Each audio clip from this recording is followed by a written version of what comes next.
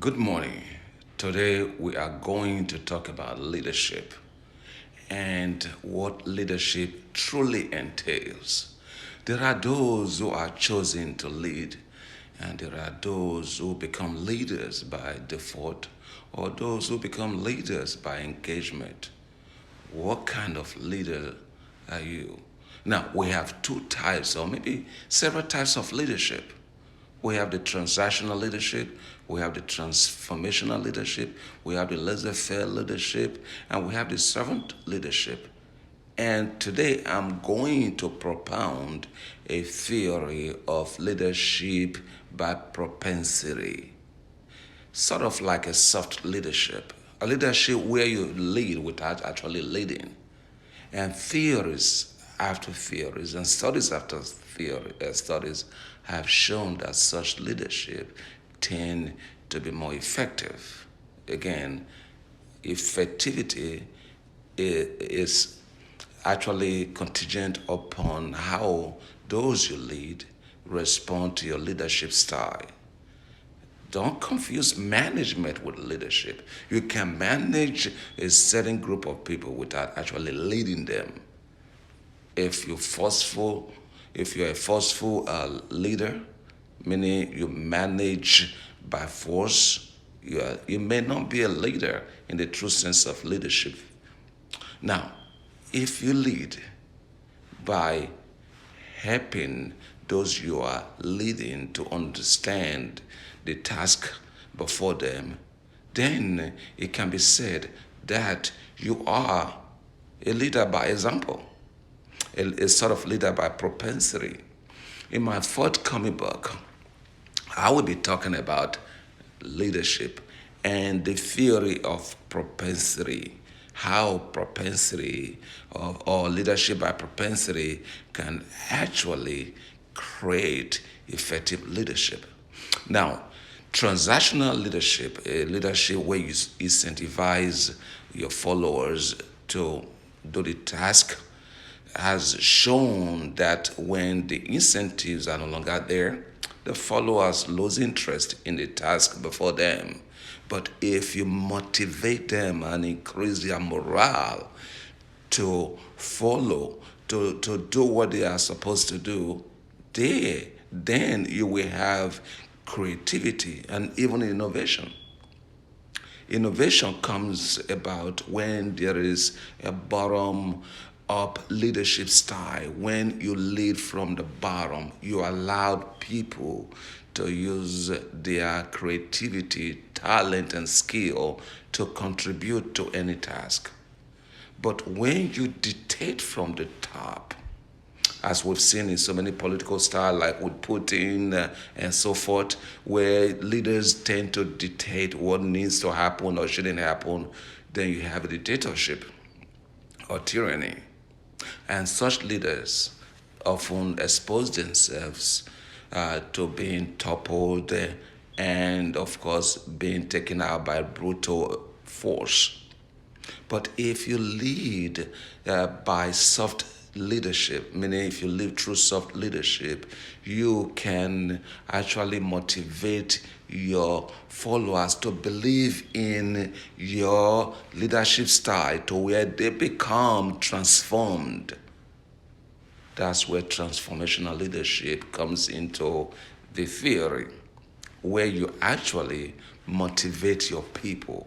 You motivate your people by soft leadership, a sort of leadership where you allow others to freely use their initiatives to execute the task before them. Now, there are in those autocratic or plutocracy or plutocracy or even autocratic or aristocratic type of styles where leaders tend to be a little bit forceful. Now, we are not trying to introduce monarchy as a leadership because monarchy is gradually going into to extent. They no longer have the power they had yesteryears to rule and make things happen. This is essentially talking about leadership that has direct impact. Again, we talk about plutocracy, aristocracy, autocracy, and all whatnot. But aristocracy has been associated with monarchy, a monarchy system where in years past where orders come from the monarchy and are easily executed by those appointed by him. But we don't have such things anymore. We now have a different leadership style that tend to appeal to the sensibilities of the people.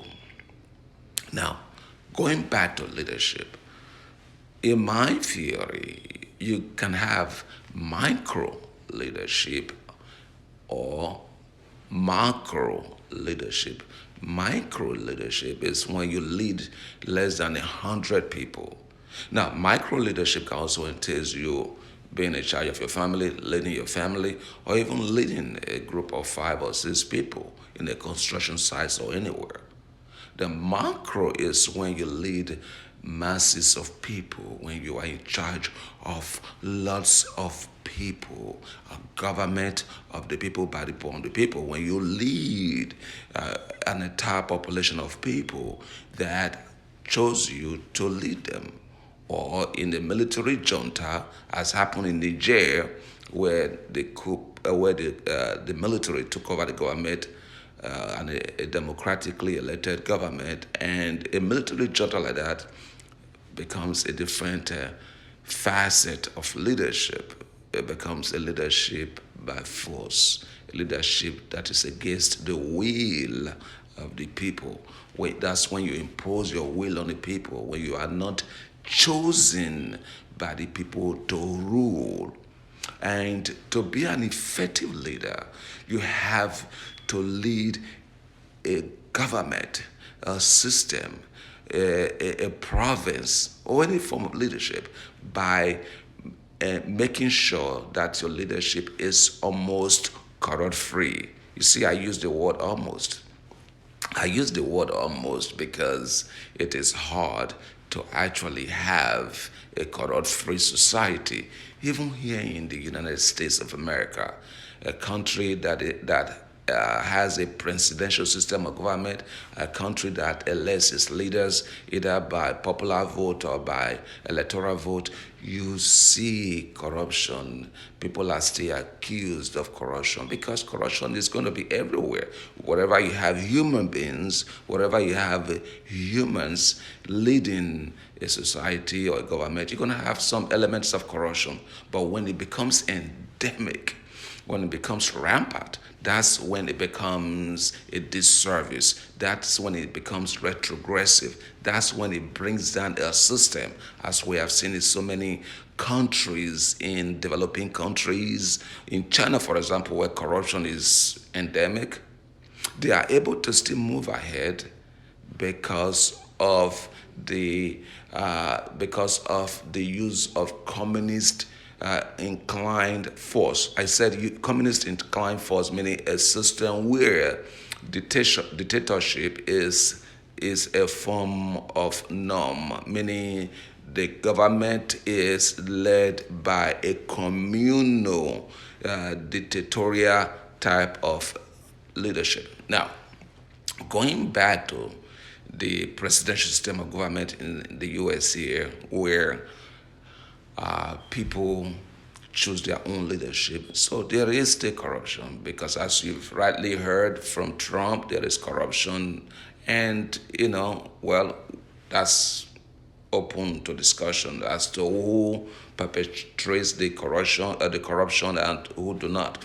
But in many developing countries of today, you see corruption in high places, in lower places, and so forth, because society has become a state of have sort of devolved into a state of anarchy, to where corruption has become the order of the day. So my question to you again is, what kind of leader are you? Are you a servant leader, or you are a forceful leader, a leader by force, or a soft leader?